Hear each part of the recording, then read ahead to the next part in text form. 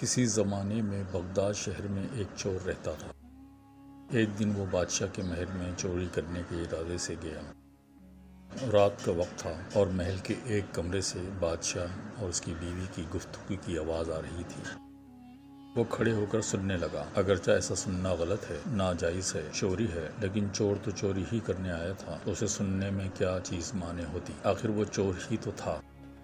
اس چور نے سنا کہ بادشاہ اپنی بیوی سے کہہ رہا ہے کہ میں اپنی بیٹی کی شادی ایسے آدمی سے کروں گا جو نہایت متقی اور پرہیزگار ہو، بہت اللہ والا ہو۔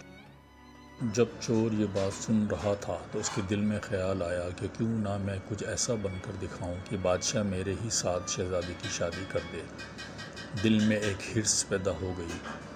اب وہ چوری کرنا تو بھول گیا، لیکن دھوکہ دینے پر اتر آیا اور گھر جا کر بہت دیر تک سوچنے لگا کہ کس طرح میں اس بات میں کامیاب ہو سکتا ہوں۔ پھر ایک تدبیر اس کی سمجھ میں آئی کہ بادشاہ کے محل کے قریب ایک مسجد ہے، اس میں جا کر بزرگانہ لباس پہن کر اور ان کی وضع قطع اختیار کر کے وہاں دن رات عبادت میں مشغول ہو کر بیٹھ جاؤں تو شاید یہ بات بادشاہ تک ضرور پہنچے کہ کوئی آدمی یہاں ایسا متقی پرہیزگار ہے جو دن رات اللہ کی عبادت میں مصروف ہے، تو ہو سکتا ہے کہ بادشاہ کی نگاہ میرے اوپر پڑ جائے اور میں شہزادی سے شادی کے لیے چن لیا جاؤں۔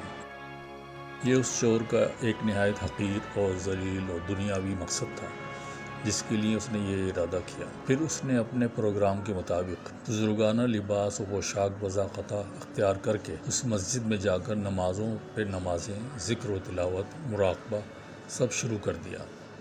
دن گزرتے رہے اور لوگوں میں شہرت ہو گئی کہ کوئی اللہ والے بہت بڑے ولی یہاں آ گئے ہیں جو دن رات عبادت کرتے ہیں، یہاں تک کہ یہ بات بادشاہ تک پہنچ گئی کہ یہاں کوئی اللہ کا ولی آ کر بیٹھا ہے، جوان، زہد و عبادت میں لاجواب، تقوی و طہارت میں بے نظیر۔ جب بادشاہ کو یہ بات معلوم ہوئی تو انہوں نے اپنے ارادے کے مطابق غور و فکر شروع کیا کہ شہزادی کے متعلق جو سوچا تھا اس کے لیے اسی کا انتخاب کیوں نہ کر لیا جائے۔ بادشاہ نے اس سلسلے میں گفتگو کے لیے اپنے وزیر کو بھیجا۔ وزیر اس شخص کے پاس مسجد پہنچا اور باادب ہو کر اس سے کہا کہ میں آپ کی خدمت عالیہ میں بادشاہ کی طرف سے ایک پیغام لے کر آیا ہوں۔ اس نے